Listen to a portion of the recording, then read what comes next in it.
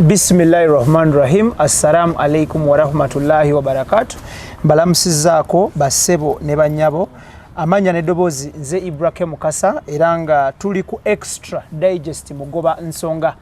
Yonna gy'osizira okubanga otulaba nkwanirizaako eyakategatako wakadde kano era nga ndi ne muganda wange, blood wange, chali wange, serebu wange mu comedy MC Kapale. Kapale tumanyiganye banga ddene kuva ku UBC kituufu. Yali comedy moment? Yali comedy moment. Nga muli ne MC Godi. Godi ya. Yes. Banga ddene nnyo. Kuva biri actually kuva biri 10. Biri 10 ya. Ya, kati biri 22. Twebaza Allah tutambuza okutuuka wano. Ogambye ani yafa? Kyali wali bamutemu sitayigera gwe twakola. Kituufu. Yafa bambi. So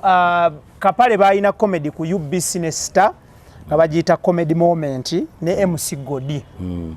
Kyensinga okujjukiramu wateeka toothpaste ku brush y'engatto n'osenya n'okwata mashini esala enviiri abantu n'osala enkoko egundi bintu anyway, it's just by the way noonyezaako Kapale mpayemuko naye why reasons ziringa 2-3 kunya esookera ddala comedy industry agiraba atya kimutwala kitya tu baggulawo endongo fule bati mbeera nga mpita ayitamu Kapale sikulaba kituufu. mbeeraawo nga ndaba comedy store eya Alex Mohanji, one of the biggest in East Africa kati.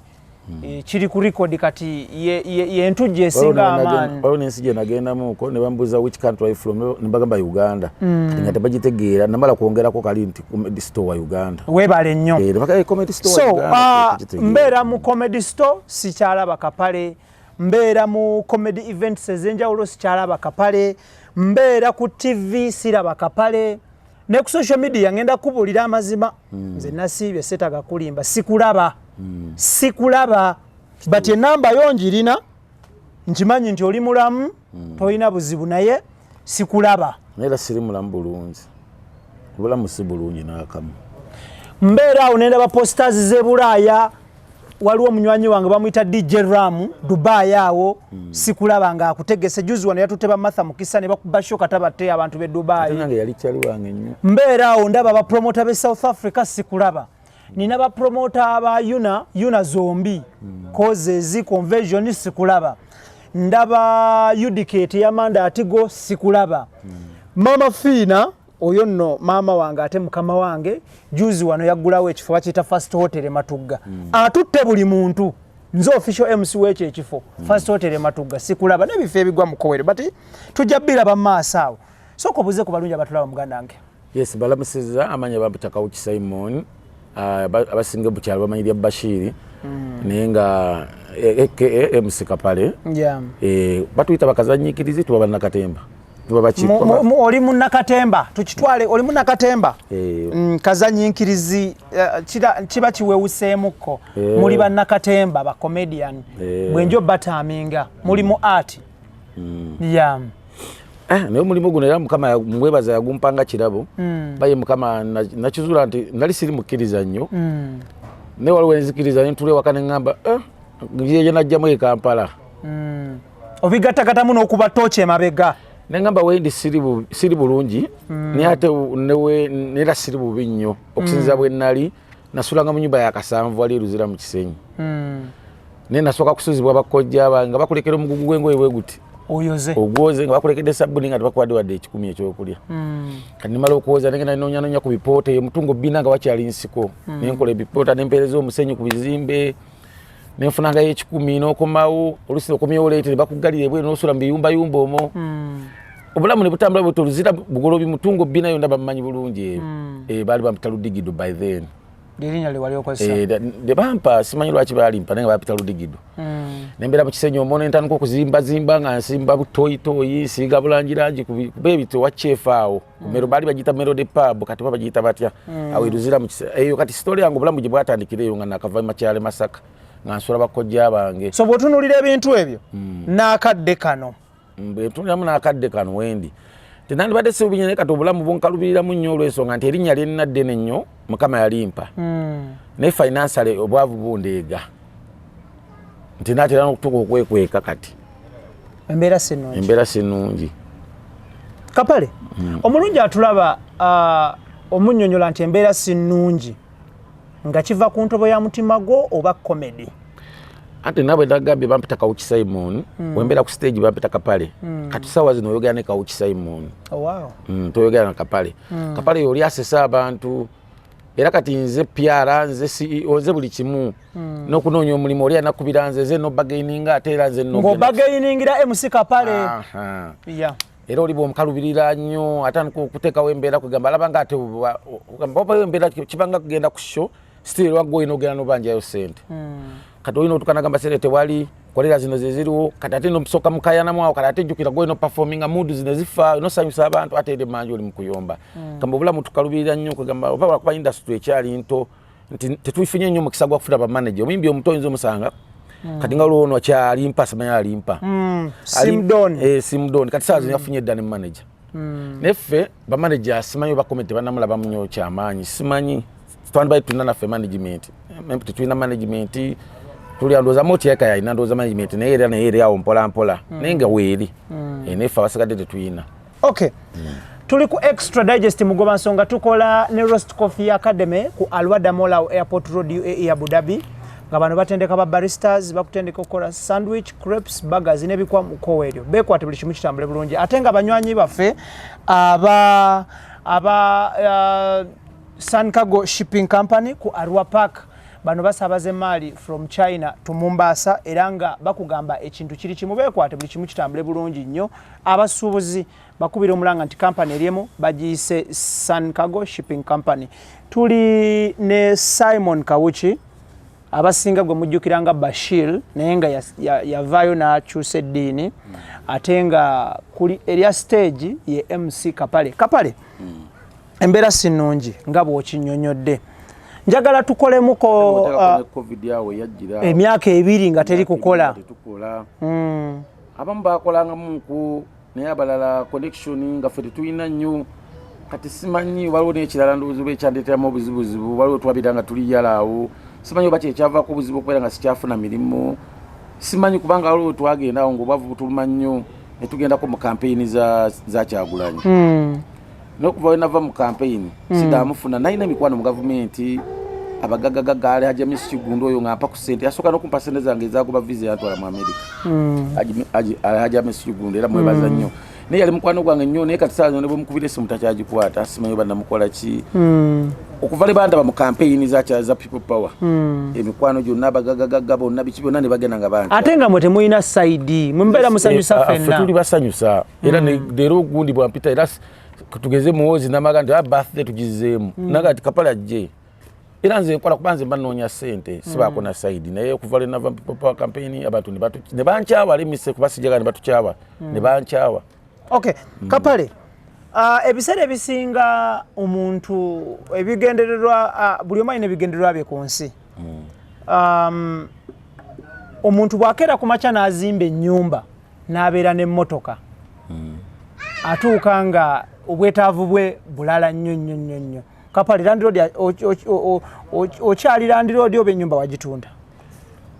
Ennyumba ekyaliwo n'ebintu biri mu mabanka batubanja wagyewolirako ssente? Nagyewolirako ssente zikyannimina okusasula paakati olw'ensonga y'emirimu tewali kyenkana eyo eri mu lusuubo singa nga ebbanja liba likulemeredde bajja gitwala bajja gitwala. Okay, njagala tutunuulire Kapale gwe eno embeera gy'olimu eyo olwaleero y'okuba nkumenyedde wano nga tutandika no offense sinti nkuoffendinga but nze nkuwadde endowooza yange tize mbeera ku comedy store sikulaba mbeera mu bifo ebyenjawulo sikulaba abantu wano babatimba mu Bulaaya okitegeera sikulaba nti bakutimba yuna zombi eno neeri sikulaba nga bakutimba convention ye UK eya mwami Mutenza sikulabayo wali waba Gilbert mu yuna yaba Gilbert sikulabayo eya muchala wa Mala Henrietta sikulabayo eyaba gundi eri sikulabayo kwonna sikulaba ochegeera eyaba muwanga sikulaba wenzikirire South Africa ba promoters abenjawulo nga ba had promotions bazayi ba alima wale alima promotions sikulaba ochegeera nebigwa mukoweri njagala tutandikirawo Kapale njagala tutandike ne Bulaaya abantu be Bulaaya wabakola ki what went wrong e Bulaaya because tewasobola newo batogenze kukola mwaka guno wayite ebbanga ne bakutwala Kapale wasemba ddobera mu America ndoza 2017 naye kizibu ekyo kintu kyombuuza lwe yakimbuuza kola ngamba kikibuzibu kimbuto kyalina waaka totasobola kusanyusa abantu waliwo yakimbuuza what went wrong nenga yo nganze okusanyusa abantu nsobola kubanga we nagema kama yakimpanga talent ze siwandika joko ntuka butuse audience weri nempaka zindawo nendani kokusesa abantu ate mmanyi abakulu abatonja wala audience we nali mu America nakolyako ne ku kige ekimufaza bali balina faza gobaniriza era nagenda ne performing bulunyo nabantu banyumira walo n'abatona baki naye ekizibu ekiva omanyi nga amalala bomanyi amalala bwenda so ogenda mu America omanyi mbana oba wakajja omuntu oba wakajja chuka tetwina management tetwina biche kati ba promoter atuke olusi naye bimusobera mu show ne gana ne kati gobo wazize ngo yagala sente kati sente bwe zibaziganyemu kati nga mu America show yasoka muvala yantwala Charles muvala yatwatula bunyine twogana ngamba kinava ku mulyango tujagabana ekyo ne obuzibu bwajirawo sente ne zijja kati nene bali batadde mu share zaina yali yakoze nabo nga buli omwa abanja balina okugabana ati sibasoka kujja muze bataddemu then balaba ekisigaddewo kati nze ekisasoka kitunulira nensawo embeera y'okuba nti nekyanga ntekawo embeera oba okitegeera njagala sente ndowooza awo wava obuzibu awo ne tubabawo okwerangira social media bapengepenge ne babitabukirawo ne babisaayo bamufule mayanja nobawo okwerangira okwaliwo kubanga muvala yansuza wa mufule era mamufule teyali mubi nnyo nizo banna bye namunyiiza ng'omuntu amufule nanyigira abantu be Bulaaya ne bajjanga kitambula bwe kityo era e Bulaaya nasigazayo omuntu omu yali donizera era ne kati sawa zino yali nga mukwano gwange abasigadde bankyawa naye nange nchebuza ensobi nazimanyi ezimu ze nakola naye nchebuza lwaki nti paka ne kati baba bakyaganya okunsonyiwa simanyi kwe kiva okay Kapale oyagala kunga tusoka tunulira America nga America yokka okuwanyisiganya ebigambo ko wali nako ne Charles Muvawala Muvaxi ne Humphrey Mayanja muganda wa Chameleon olowooza kwe kwavirako emberebezi y'okuba nti toddanga mu America nawulirako waliwo yangamba nangamba bapromota be Bulaaya basinga batya ne bagamba Kapale womuleeta nobawo obuzibu bwonna akulabisa nada kususumira nakolasi nakulabisa nga bwe bakyogera ennaku zino nenkiwulira nenkiraba mu mutima nenga sina kyakikolera kuba olwedi kyali kyapeninzi nga kyaliwo sinze nze kabayimbi babikola n'abakomedya babikola naye sometimes oba ndozo oba yali bad luck oba kyali ki simanyi kwe kyali it was a bad day for you yeah so abasajja ne banyigira bamufule mayanja nankyawa nnyo mama we neyoza naye yamugamba ne mama naye nankyawa mama wa Bakamiri ne Kamiri yali akwagala nnyo mama wa yali mukwano gwange ne Kamiri ono nga mukwano gwange nnyo Palaso nga fani mwange nnyo ne bona bagenda bankyawa ne babadde tulugamba ne bagamba bino basajja abo artist wandi badde ovaayo noyogerako nabo kubanga omanyi bagamba omukulu tasobya bwe kiri omukulu tasobya ne babataatawo oba maama wo tasobya ekyo boino kiyiga boyiga ekyo naye kati nga omanyi excitement yali nene bwe najjiraawo kyemmanyi nabye nabakola ebyabanyiiza kyonna kyekiri byesijjukira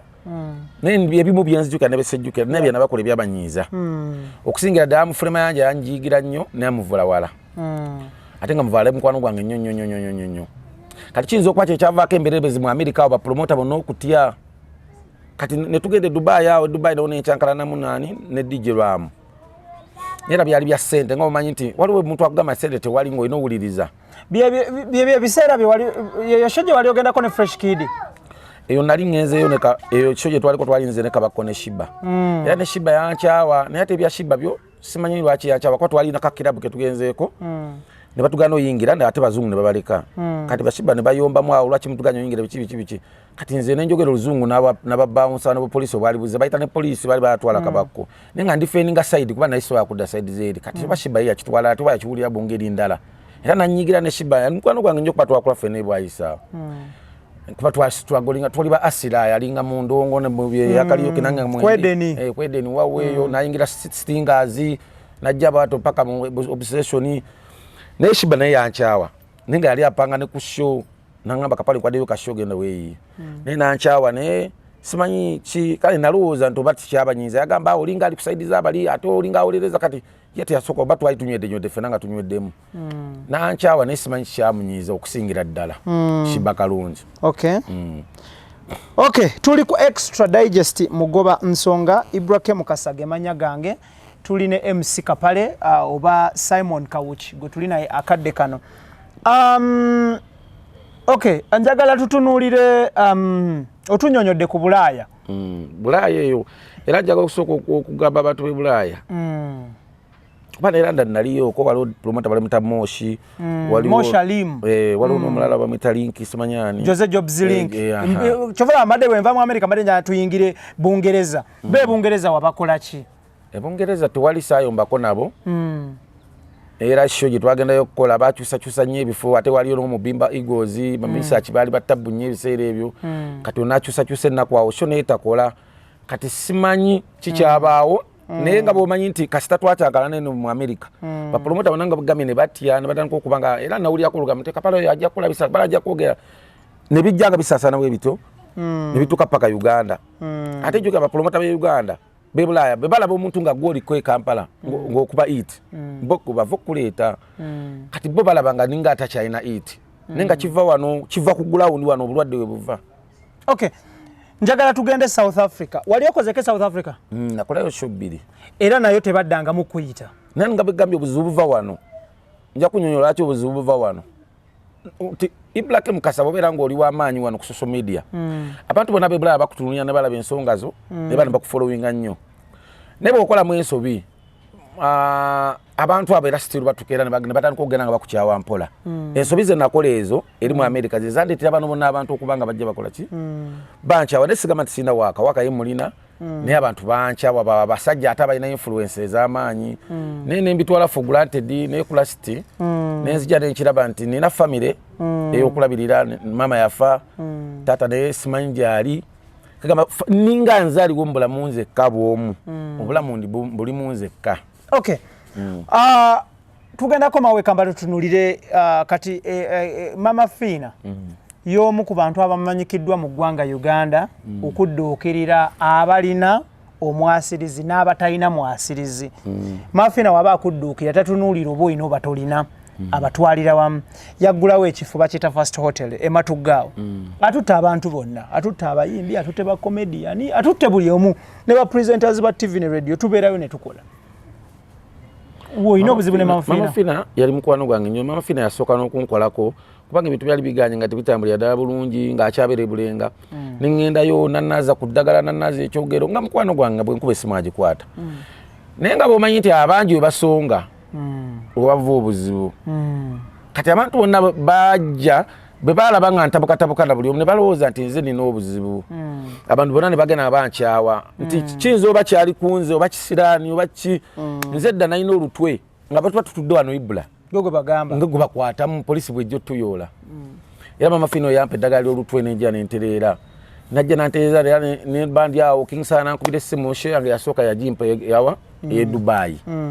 Kingsana yasooka okuntwala e Dubai naye nga Mama Fina amaze okunnazaawo eddagala mwezi nga bulamba naye simanyi kikyatuuka Mama Fina n'akola ki nakukyawa nankyawa paka kati n'essimu ye ngirina ofiisi phone ye naye tagikwata ne message tazikwata ne ku kifo kye nagendayo nenkolayo gumu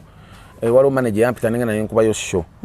naye tagikwata nakwata kola naye teyalinawo wakola teyaliwo teyaliwo naye nga nasanyusa abantu baali basanyufu ate Mama Fina nziseminako kale simanyi nange era kyebuza gwe mukwano gwe meeting gwe obeereyo gamba nti Kapale yabbe baata yange wano yatwala ki simanyi kyennamukola talina kyayogera wadde kubanga simubuuzangako ku nsonga zo okujjako lwe n'abamulabirwa enjo mumubuuza nti maama wange Kapale yakola ki kuba Mama Fina ye bantu benalina nga standby generator nga mundu mmenye nga we mukubira essimu mami bino biganyemu kati saa zino sirina motoka yange yafa n'engitunda ndi ku bigere ne Mama Fina nga omukulu mugamba naga jangu genda eri Bulenga waliwo omuwala abeerawo wali ku kiggwa genda akuwa $2,000,000 bw'atuukawo ngenda kuba njogera bamuyita Rosette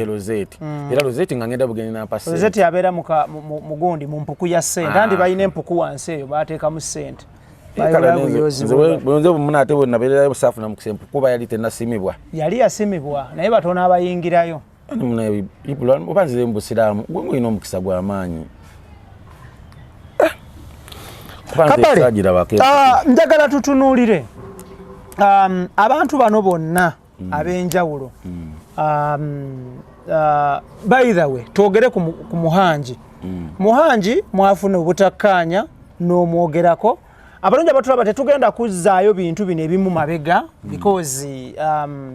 ebimu byayita abamu ne babyesonyiwa abamu ne babyerabira okyegeera tuba tetwagala bikomyawo.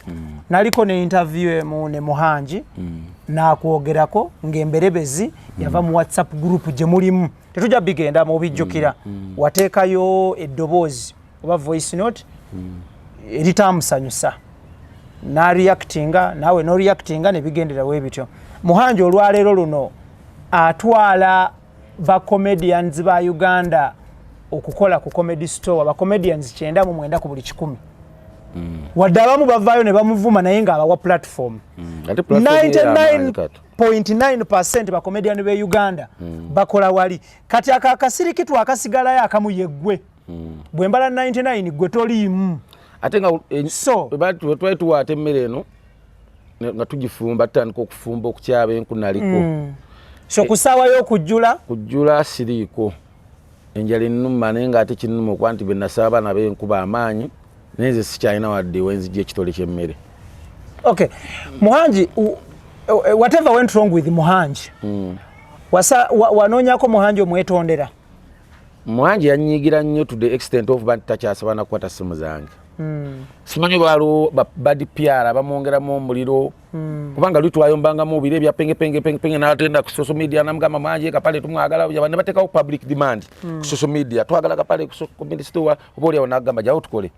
Nekati n'abantu bafaani nga bo beegatta ku bantu bennanyiiza n'abafaani ne bankyawa tebakyajja kukola ki tebakyajja kuba nti bateekawo public demand gye basangawo luli kuba luli babanga ne bafaani tebakyateekawo pressure luli bamuteekako pressure Muhanji nga twagala Kapale nekati yayiya bw'abagonza simanyi kye yabakola yabagonza tebakyamuteekako era ne bwapostinga tebamugamba nti oba Kapale ki ne banfiisizaawo ne baninyirako ddala basibako n'ebisooto ne banzita ndi mulamba ogutambula kati. Kapale walina nights mu bifo eby'enjawulo ebbaala ez'enjawulo mu bitundu eby'enjawulo nazo tokyazirina? Nazo sikyazirina nange bwegambye nti obulwadde bwe buva katolaba Muhanji alina influence mu bantu alina platform ennene nti ne bapromota bonna abali e Bulaaya bwe babeetaga comedian kati bayita wa Muhanji bana abayuna convention bakibiki okitegeera bonna bayita wa Muhanji nti bwobanga tokyasobola performing wa Muhanji abantu babalowooza tokyalina na waaka. So ati kati Muhanji comedy store ya district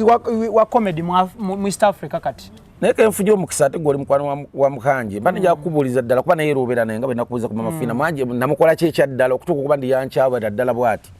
era nja otwala n'omukisa guno kenkusinkanye okubeera nti nsobola okwetondera Muhanji mu kamera wano nga kubanga abantu abasinga bajja kunvuma balowooze nti obulamu bugenda bunzigwerako ddala omanyi mu Uganda wano bw'omala offa abantu batandika oddamba bambi n'obeera okyali mulamu baba tebagala manya bikwatako tebamanyi oba walidde oba kibaga oyo naye wakitegeera ne wofa ate ne batandika okuteekawo embeera oba kitegeera so sadagadde abantu bandabe nga nfa abantu bandibadde bafuna ekisa nga sinnafa kubanga obulamu bunkalubiriddeko ddala nno nnyo naye abantu bo nga bafaani bange kubanga be bampanga ssente era bwe banyanindizanga era bwe bateerangawo ne public demand nga Muhanji banga myezi gebiri nga tampisenga bamuteekako ne bamugamba twagala Kapale ne kati abo nabo bafaani babankyaya simanyi ki kye bakolaawo kubanga ne bafaani bakola ki batukokyane balowooza nti sikyalina waaka naye Muhanji kyonna kye yakola nze mbadde nsaba mumugamba ekintu kimu Muhanji atule ayebakemu nkimanyi bulungi ayinza oba buli kimu akirina kati alina influence alina ssente alina buli kimu naye atulebake mama ne Kapale alina famire ate omuntu asookera ku makya nze ebintu besobola okunkyayo omuntu mu nsi muno bibiri omuntu bwondeka mu kkomera nga ate obadde olina obusobovu bunzijja mu kkomera nkukyawa kubanga ekkomera yegeenayo kuki omuntu bwotta family yangu banotayo omuntu yenno bane manya ndigwa musoba kale nokola ekintu ekito ekyamanyi oba noyenda ku mukazi wange kale nizo kuchawa ebintu bikwala ne family ne mwanje sige na akonti bane mama we sira mutugenda mutira ebyo bintu bibangamu kuba naye ayina omukazi ayinza batabukamu naye deka muchawa bayo bakumatyolo gono bakola ki kuba mwanje yatandika nange ku diners ebukoto ne tugenda nga tugenda embalala yo nabutuwanga mwanje nga tubera comedy store yasoka no kumpostinga era mu bantu abali comedy manyi kugundi wali ku la bonita nga Mike check plakazi lwa mito yantwalayo mwanje yasoka kunyaniriza era abasinga be babalu badoli bondo ba kotrida bo mala bani bwe nakola bwe nakuba nnyo yali amanyi abamu tebakyagala kye nakola nga balaba ninga ayingidde mu kalimo kaabwe nga bw'omanyi embeera nti najja n'amaanyi abamu ne banyiga ne mwanje yandaga essanyu waliwo n'omuvuko mulala bamuta Bright ono akanandaga essanyu Salvador yali kyali wange nnyo Salvador nankyawa nabye namwogerako awo kale bino ebyokusaagasaaga naye nankyawa nanyiigira ddala so abantu abo njagala batuule bamanye nti omuntu yenna asobola okunyiiza oba nabo balina bye banyiiza eyo naye ekizibu ekibeerawo nti omuntu aba alinamu ku ssente mu nsawo aba tayagala mmanya kyovola abagagga abasinga tebagala nyuma ya bintu by'abaavu era omuntu yeka gwe neewuunya mu nsi muno atula n'atunira ebintu by'abaavu n'abitwala ng'ekyobuvunaanyizibwa mama fiina oyo naye abagagga abasinga bwe bafuna ssente beekyawa ne baba nga tebakyagala mmanya naye njagala mwanje amanye naye gy'avudde era nga gyevudde ffena tubale tubonaabona atuule yemenye mu mutima amanye nti omulenzi ono yeesi yansobya naye okusonyiwa kubamu kuba ne Bayibuli ne Qur'ani byonna bibyogerako ebitabo ebitukuvu. Okay, kati ninyo. Tukola ne banywanyi baffe aba Posh Properties Limited abasangibwe Bukotawo nga bano batunda ennyumba enzimbire ddala. Nyumba zaabwe ze batunda za byapa Mairoland era nga ensasula mugikanyako ne bakuwa ebbanga n'osasula.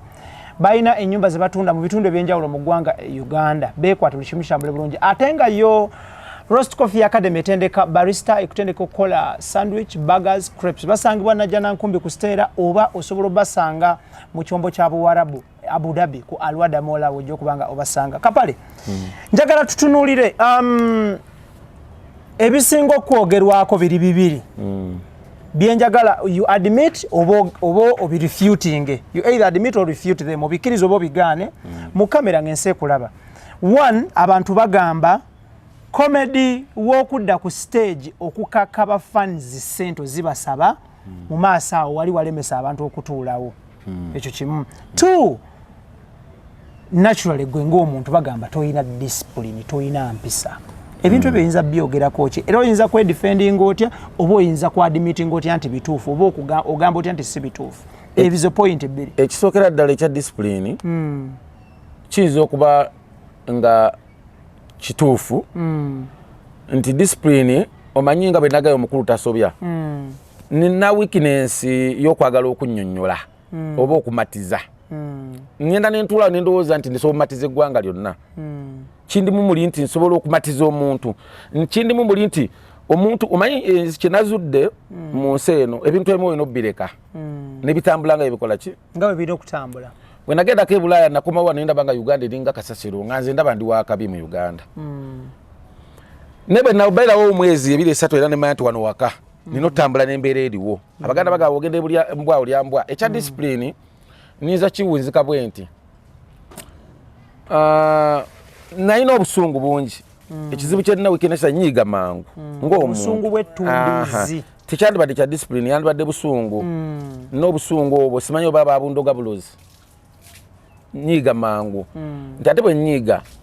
30 minutes nsonyiwa nembivaako naye ate gwe nnyumbya naye tansonyiwa kyekizibu kyenkola ki kyoba nakyo kyennina nti nze musonyiwa naye ate takola ki tansonyiwa nti nze ngenda nenjogera ebintu olumu nga biringa ebyokusaaga naye ate oli nanyiga ye n'atansonyiwa siina mukisa ogwo gwakunsonyiwa okitegeera oli kyeyandiyise discipline kyekyo oyinza okiwunza nti toyina mpisa olengeza abantu oba tyoboola ovoola kati kyenali ng'ovudde ku stage ne mu real life bagamba ovoola abantu Kapale mu real life bino byokujja oli ayinza okujja ngati kyova sikyakola kati interview za TV zonna era eno interview bbanga lyonna gyenso okuddamu okukola eyiyo kuba kati gwe abantu abakulaba abantu bavunaanyizibwa njagala nnyo kyusa obulamu bwange mbuweereyo ddala eri Mukama Amina. Nti njagala bukyusiza ddala kubanga emyaka gitambudde ni musajja mukulu n'abaana. Komedi ono mukama yamumpange kya kwaffe twasoma. Mukama n'agamba mukwatirawo bakomedian abasinga ne Uganda tebasoma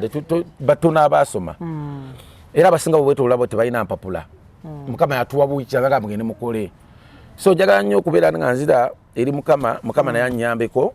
nga neetuwaza eri abantu bonna ekyo kye bagamba mu discipline jasi busungu batumbizi bwe nalina ne natuyesa n'enkiraba kyova olaba kati sikyakola interview za TV zonna oli ajja settings ebintu bye byagenda okukubuuza ng'ayagala kukubya kutomeza nagamba gundi mama Fina yakwogedeko kiri naawe n'okalabala mama Fina kyokka nga tewawulidde oli nagamba gundi yakwogedeko mukwano gwange asinga mwaka akazannyo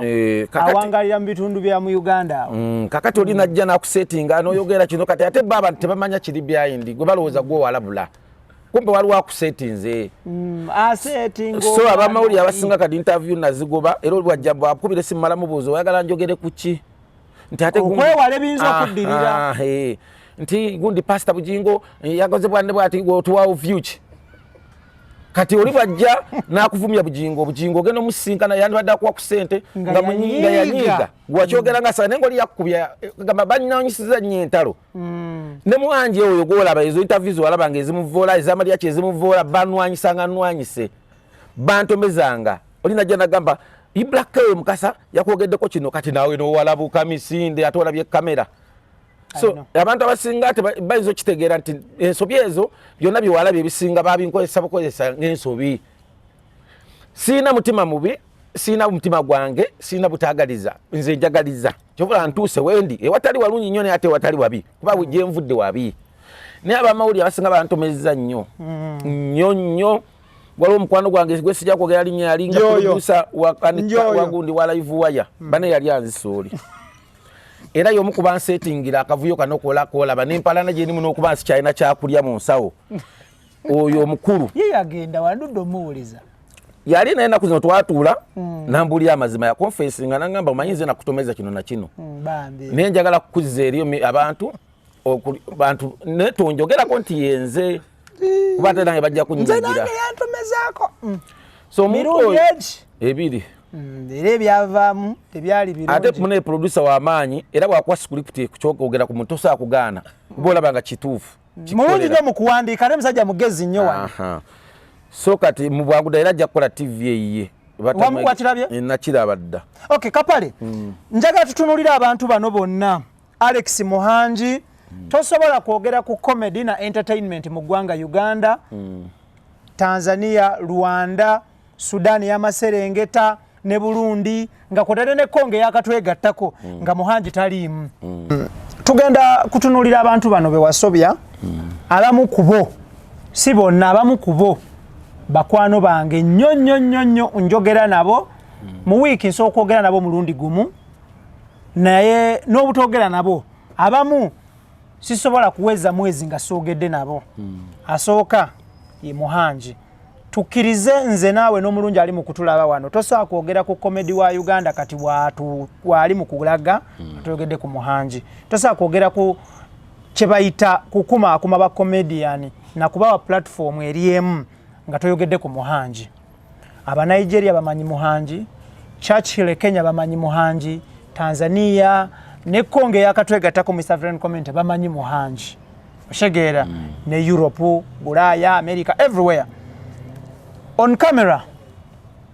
tusoose ne Muhangi yakunyiigira byasoba kikyoyogerawo tudde ku mulala bwe tutyo nkute ensonga ya Muhangi nga bwe nyinza okugamba nti sina nnyo kyagala kudda nnyo mu byayita era si kirungi nange ne show yange si yakudda mu byayita Muhangi aba muganda wange is my brother from another mother era buli muntu mu nsi muno abako n'ekirungi n'ekibi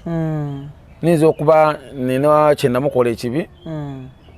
naye mu mutima gwe yakimanyi nga businessman kubanga ye Muhangi businessman businessman tabako nti ye asubula China take okitegeera ye wagenda kati ye Muhangi ekiniza omugamba engeri gyali businessman ye ku mutima gwa nsonyiwe tuddemu tukole obulamu butambule kubanga okunyiiza omuntu kubaawo naye Muhangi kyemusaba mu maaso ga kamera eno ansonyiwe ekyo nkijja ku mutima gwange ne bannayuganda bonna bafaani bange abali eyo nga mulabira ddala nti nze ninga feeriya oba ki kyonna kyemulaba kale kyonna mukama kyabalaga oba mwe kyemulaba mu bwongo bwammwe kyemba mutwala naye mbasaba munsonyiwe bwe mbanga kuba bingi bize bibeerawo bingi oyo Kapale alina empisa embi oyo Kapale biki naye bwe mba nagwe nanyiiza yenna bannayuganda bonna nga nagwe nanyiiza abali ebweru kati naddala e Bulaaya waliyo bannayuganda bemmanyi amannya gaabwe bo nga nkimanyi bankyawa gundi amufulema yanja muganda wa Kamiri nabye namukola nate ne bigenda mu public ne bigenda ne basosowaza nnyo bapengepenge bani nanyiga era ne mama we nankyawa family yonna negenda ngenjiga ne mugamba amfule muvawala DJ Tony Blaze n'abalala awo Atigo Manda Atigo n'abalala awo abali mu kategori abali awo kyennizo bagamba beekubeko mu mitima bagamba oyo Kapale musajja waffe era just lwakubanga bwegamye nina waaka wange omulungi lwakuba nti bw'obeera n'ebintu ebirungi nga tonawo bitunda era osigala n'ebintu byo osanga oli alina ebibi naye ate nga yalina marketing nawe nti oli atuwakola ebintu si birungi kibiwooma naye nga alina marketing alina good PRs alina biki n'abitunda ye ne bitambula gwe ebirungi byo ne bisigala nga bikola ki so buli bakoma okunkyawa n'okunyiigira n'obulamu bwange buba bugenda bukendeera obulamu bwange bugenda basagala bafuuke batemu gyendi kuba buli womma omuntu ekyokulya obanga amusse still era afaako lima sagala nfe nga nkolima bannayuganda bagala okunzita nabo bonna bansonyiwe kyeniza okugamba from bottom of my heart I'm very sorry for them. Whatever I did to them, I'm very sorry. You understand? Bageze kukutegera sijja kufukamira ongo omusajja mbuwangwa ne banye nti mutima gwange nkoze eki oli mwetowaze so mwanje siyagala kwogera bingi ne kyenizo mugambe ekisembayo bwaba yebaseeyo afuna olunaku nga yebasagambe Kapale ono yanyiza yesi ne musajja munanga ansonyiwe. Okay, DJ Ramwe Dubai. DJ Ramwe Dubai. Ina influence ya amanyi Dubai. DJ Ramwe Dubai. Abu Dhabi ne bitundu ebiriranyewo. Maitu abeera mu era byali bintu bya sente ebyo bisinga otabula abantu. Era kimanyi byali bya sente twali lutalo lwaliwo lulala byali bya sente. Nene nkozesamu obusungu nganze. Naye naye atuula amanye nti Kapale yakyali wange nnyo era ansonyiwe. Shiba kalungi abamoli bantomeza ne mwogerako bina mwogerako naye atuule ansonyiwe. Okay, njagala tutunulire Mama Fina. Mama Fina mama wange oyo, mama wange mulungi era alina ebigambo byangamba nasoko mu meetinga nempulira ngo obulamu bwange buteredde. Era bwe kyali bwe nakirowooza bwe kyali obulamu bwange bwakyuka nnyo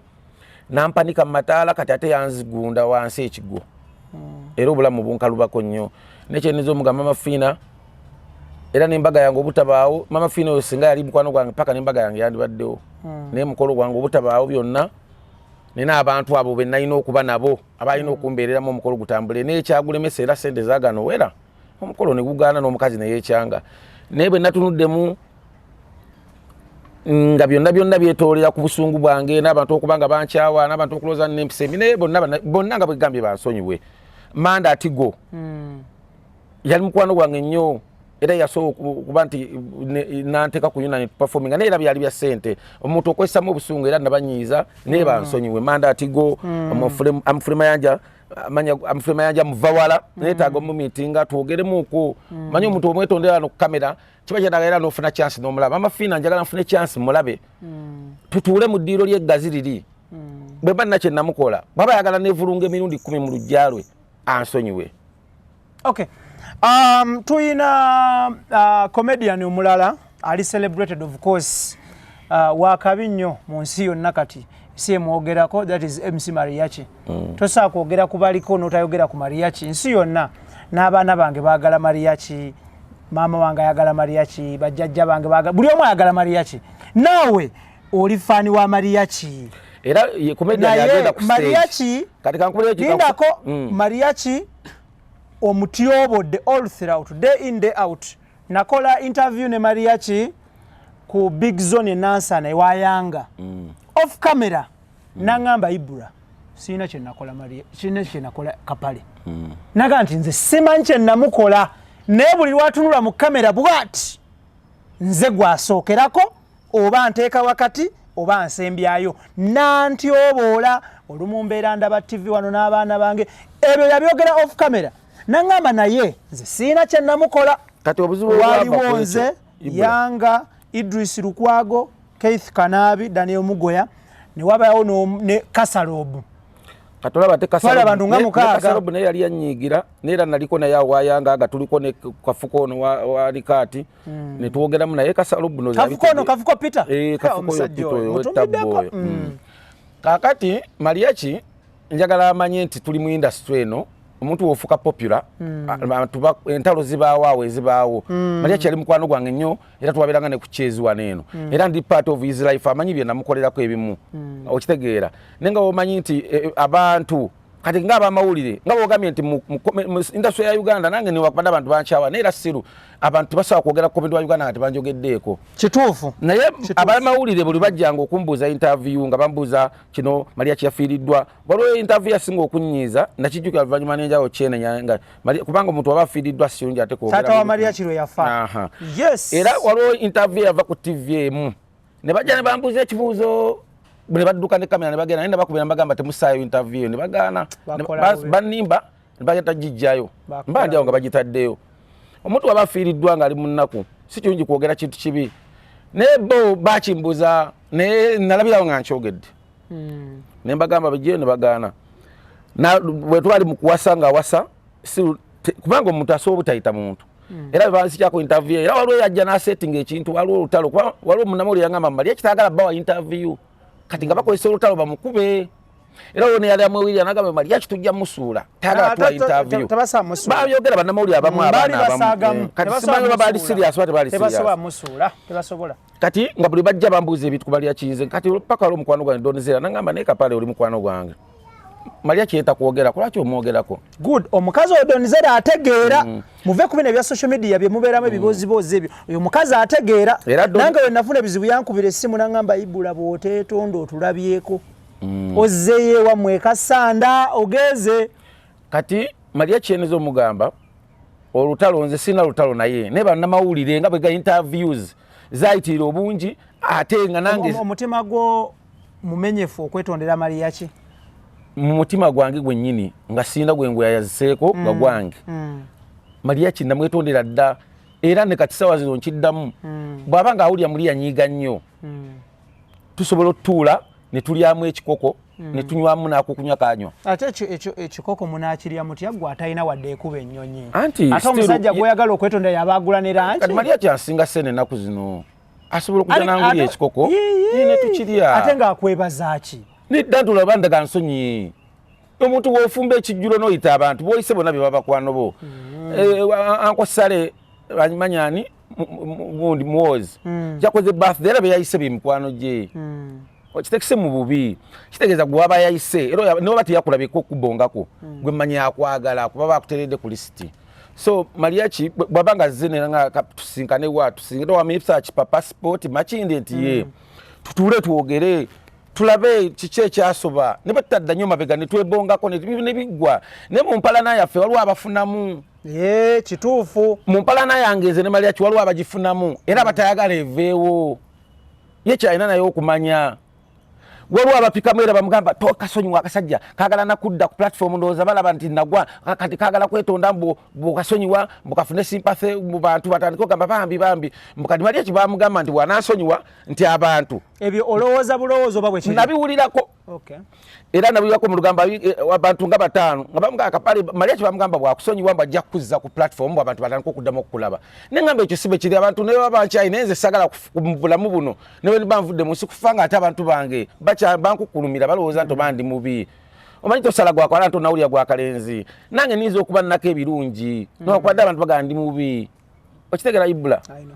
nze nabeera nga ndabadde Donizera nga bavuma ku social media nga bagamba ekikazi ekyo kya tabu nnyo nga bantu nali mu America nga bagamba mukazi oyo ne ku last Donizera yanyamba ate nga n'ebizibu byenfunye mu America so fulufiga omulaba yayinza oba ayogera bubi naye alina ekintu kyakola ki toyisa fulufiga mu show yange okay tokiddamu tuyinza n'okukoma wano neŋŋenda Bad Black waliwo amannya nga gennasazeewo nga tebagenda kuddamu kuyita mu show yange nga ne babukeera ku makya ne baŋŋamba nti ye pulezidenti w'eggwanga lino ndibeerawo siririfuluma naye nga sikimanyi sirigenda nasazeewo si mu bubi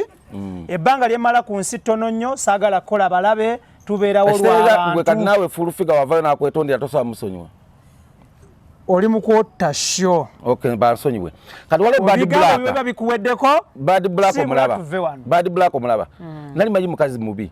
naye alina ekintu kyeyanyamba ate munnange ninawunyanga bad black alina nga ndaba ng'omugwenyufu so munsi muno buli muntu abako ne side ennungi n'embi so kyeneza okugamba ibula omanyidde ebbange ennaku yange ogimanyi gwasooka okunkolako interview wano ey'akabenje era interview yantwala nnyo mu maaso abantu banjagala nnyo era oludde okunkolako interview mpa nebuuza nga ate ibula saakunyigira nze just mbadde bize lwe nalina okukola nawe wafunamu kasente kuba omuntu wafunamu kasente aba bize kyogamba batalinamu bali buli wamu obasanga buli wamu omuntu atalina sente nga mwavu abeera ku buli mukolo ku mbaga kwanjula ekyo kiribeera kyalulala okay Kapale lastly nga tuwunzika bapromota b'e Uganda nabo tebakulanga ng'oggyeko abalala waliwo kati nga bapromota jjo twabaddeku ku show ya Nikati ku museum Uganda Museum n'ensinkana Bajjo kyategekeddwa Bajjo ne Ngabitex bali wamu n'oyo Kafuko kubanga bwe nage omukulu gwa mita Kafuko mukwano gwange naye waliwo ebyasoba kati nenjogera era natugattaawo netwogeramu ne Bajjo naga nedda Kapale mu musonyiwe baba yabanyiiza era byali bya sente Bajjo sina kyenamukola nnyo era byali bya sente yaga sijja biddamu nnyo ebyaliwo naye era byali bya sente ebyo nenkolesamu obusungu nanyiiga ne Bajjo ne mugamba nsonyiwa paka ne kati Bajjo yaka yansonyiwa Abitex nangamba alina show nyingi agenda kunteeka ku posta zonna ye yansonyiwa kati gundi tulina balunywa oyo kojja wange waliwo luba events oyo mukama wange luba events simanyi bannamukola ki kuba ne bwe mukubira essimu ze tazikwata simanyi ki waliwo Keti Promotions Haji Musa Kavuma Kasalobu naye ategekera ne Emma promoter ne Emma Serugo Kasalobu ne kyenizo bagamba bonna abo baganda bange ebintu bye sente nabivaako babagala bantimbire bwerere nesagala kuddamu kukyaliga mu bantu sagala tubeere mu kamera muno obeere excited bakutimbe atoyite Peter nedayo bajja kukiraba bajja kiraba kasa yantimbye bwerere leta kamera mukube ngate wakyogera muno nti baba ntimbira bere bantimbe omanyi lwaki kyogedde bwento kyebadde tegeeza tokitegedde nti si kyalina biri ebintu bye nayomberanga nti kyalina kamiro ka sente kubanga nange kati nayiga nti omuntu waba akulanze sho neetakwata era abantu bo balaba tegiba mizimu obalaba nti tebaliimu oba mwebali okiraba ne kati gwe twalinanga embeera ng'oli omulabira ddala abantu temuli ne gwe nojja ayagala balansi wo nga n'obusungu bungi nze mulina omuyimbi mukwano gwange asaba balansi naye oba totegese naye oba tokoze ku olwo ye akusaba balansi agamba mbu ekitabo kyawandiika dda kati embeera gye twassangawo bwetyo excitement ne tubanyiiza bwetyo ne kati bwe twakula mu mitima ne tukiraba nti omuntu aba ategese naye aba yataddemu kufuna bwaba tafunye leka akweziriwo kola ebigambo tebikuggwako oli mukatoliki oli mulokole kati nafuuka mulokole osabira wa pastor Bugembe wasembayo ddi ogenda okusaba wa pastor Bugembe ku Easter wasembayo okusaba wasaba lunaku lukulu oba wasaba nti because Sunday because byanjawulo nze eva buli kaseera mukama mbeera mu mutima era ndi musajja mukkiriza omanyi ensi eno nzibu erifane osanga omuntu nga tava mu kyaki naye nga mubi nnyo nosaba omuntu nga talinnya mu kyaki tasaala naye nga mulungi nnyo ku mutima aliramulwa ku lunaku olusembayo tomwesigulirako oyo simugaye mwesigulireko sijaginga abantu ibula siri wano kujaginga abantu naye nkwadde bwa example aliramulwa oyo mulaba goli mu kwesimisa olwaleero nga tagenda mu kyaki oba mu muzikiti aliramulwa ku lunaku olusembayo ate n'akangavulwa nnyo naye mu byonna kye ŋŋamba bannayuganda mwenna nga ndi mu kamera nga nzijeko n'enkofiira nsaba bonna bafaani bange bonna abantu bange bonna bennanyiiza oba kikutwalira myezi 6 okunsonyiwa take your time I'm not forcing you to forgive me naye kye ŋŋamba gwe tuwula eyo omanye nti Kapale yaliku ku mukutu ogumu ogwa Ibrake Mukasa nanneetondera era yeetondera bannayuganda era munkwatibwa ekisa nga bantu bange mukama guno omulimu gwe yampa sinayo mulala nze sina mulimu siyinginiya waliwo abantu abamu kati nga Salvador yinginiya asookera kumanya ebyakubiri nabikwitinga naddayo mu yinginiyalingi mwanje naye yasoma alina ebitabo bye asookera kumanya ebyo byabivaamu nadda mu birala so kati nze omulimu gwe nnaggwe gwe gumu gwa komedi bansonyiwe nziremu okubanga ntambuza obulamu obulamu butambule buli muntu yenna gwe nanyiiza era njagala okufukamira nga mbagamba bansonyiwe Ibula sitera nnyo okufukamira naye okufukamira Kabironi yafukamira luli ne bamwogerera naye okufukamira kya mbuwangwa n'oba musajja nga kikususeeko okuba ne Ssaabasajja Kabaka bamuvuunamira ne bakola kitegeeza nti baba basiru naye kya mbuwangwa so kyenyo okugamba bannayuganda be nanyiiza bapromote bonna b'e Bulaaya buli omu yenna bampeyo second chance egwana buli omu kyenizo bagamba mukama. Okay, bannayuganda abatulaba of course ebweru eyo mu Uganda mitala wa mayanja he's sorry twogeredde almost omwezi mulamba I need to be honest nga sinaba nagenda Israel nayogera ne Kapale on phone nambuulira byayitamu wankubira essimu kwali kumakya nnyo nali nakamala kusaala nenda besimu ne ngamba Kapale nga ankedde kumakya nga nakamala okusaala subuhi nombuulira embeera gy'oyitamu tuzze tuwogera tusisinkana nongamba embeera Ibula si nnungi obulamu bwange bwagaana ekiseera nga buli nebaka ekintu kingamba weetuge serious. Sorry about it. So abali ebweru eyo Alex Mohanji, you are my good friend, you are my boss, I respect you. Charles Muvawala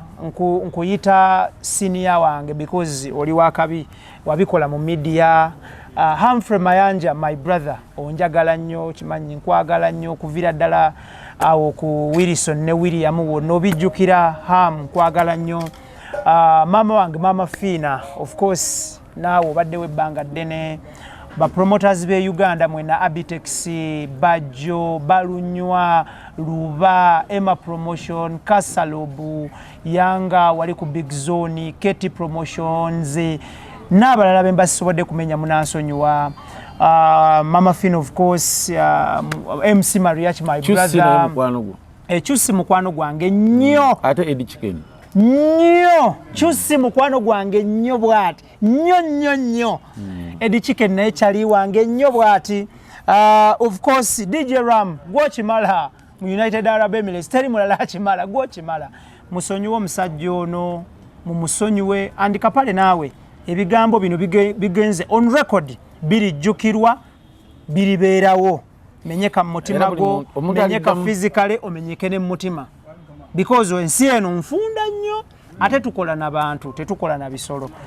Tetugenda kusuka olunaku olwaleero show ebadde nzikaka mu lwembeera